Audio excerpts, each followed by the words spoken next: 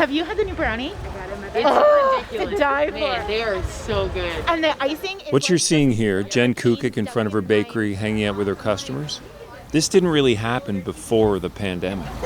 Yeah, I'll try a cheese biscuit. I don't think I've had one. You've never had a cheese biscuit. No, right? Like, We get Chelsea a cheese biscuit stand!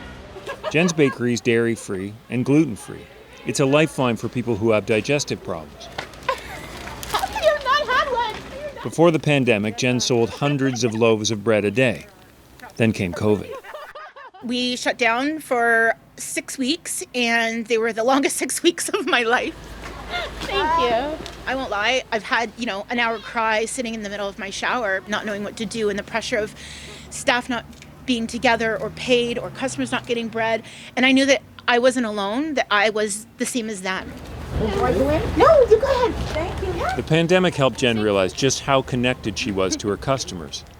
So even though the bakery was closed, she and her husband went to work. We would come in here and we would bake hundreds of loaves of bread, and we literally drop them off at people's houses. We'd leave the bag at the front door, and then we'd get back in the car, and then we'd call real quick and say, just let you know your bread's outside. They drove hundreds of kilometers to deliver the loaves, free of charge. The result of that? How come you're skipping school? That's what you see outside the bakery today.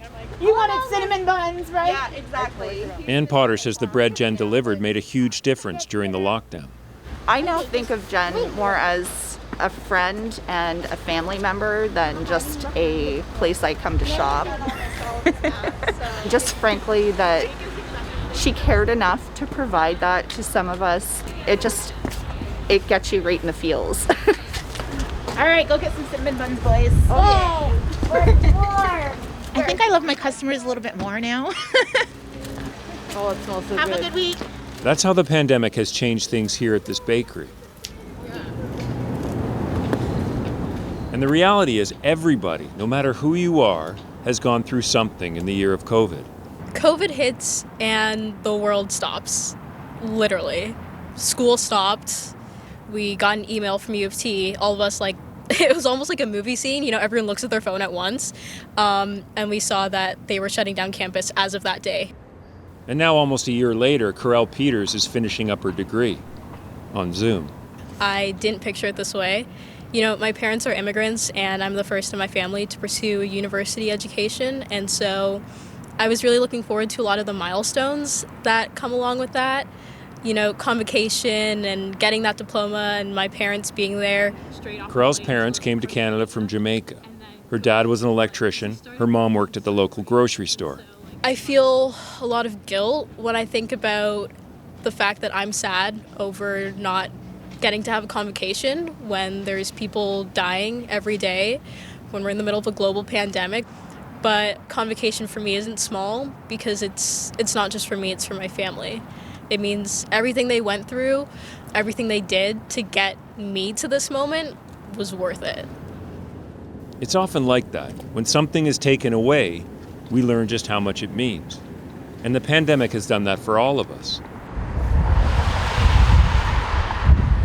For family doctor Javed Alou, the pandemic has meant completely rethinking his practice. A year ago, when COVID first came to Canada, I was terrified. I was worried that people were going to die. I'm still worried that people are going to die in preventable ways. Dr. Alou faces that reality every day. His clinic is in a neighborhood with one of the highest COVID counts in the country. In many ways, I think the pandemic has been a truth serum. It's actually uncovered the truths and faults and gaps in our healthcare system.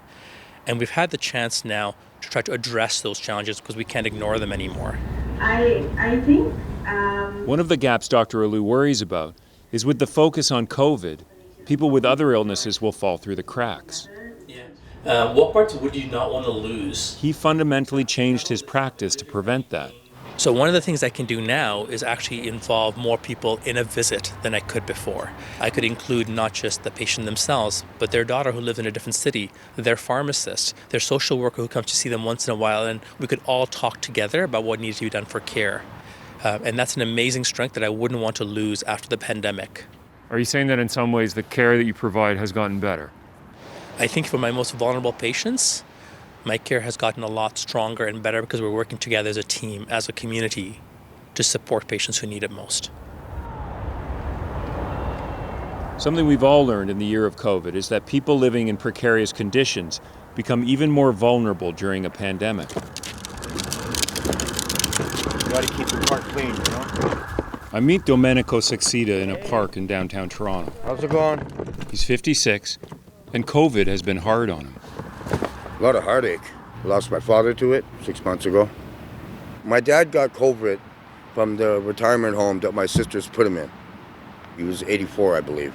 I guess his immune system was really weak. He just finished battling cancer. He didn't deserve to die like that, alone. Every day's a battle.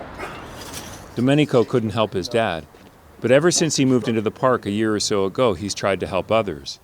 Even this tent, I just put this tent up today for a guy that came in yesterday. I decided to do something positive and build something that I can help other people while I'm out here. Because a lot of people that have helped me since I've been out here, when I had nothing. Just a suitcase with a couple of pairs of clothes in it. Now, you know, that's a home. That's generally a home. It's all completely sealed in, insulated. In the last year, Domenico has seen more and more people move onto the streets, as some of Toronto's shelters have had COVID outbreaks. It's a home away from home. Even so, he tells me there's an upside to the crisis. The only positive thing that's come out of this is that the public knows what's going on out here, and the government can't hide it anymore. People have been coming out in droves. Even people out of town have been coming to this park to bring clothing, supplies, etc., anything and everything that we need. The government's reluctancy to build affordable housing, this is the result. And the pandemic has brought it to light. Since the pandemic began about a year ago, we've all adapted and changed to some degree. And when it's over, maybe some of those changes will be worth keeping. Oh, that was so kind of you. I want to hug you.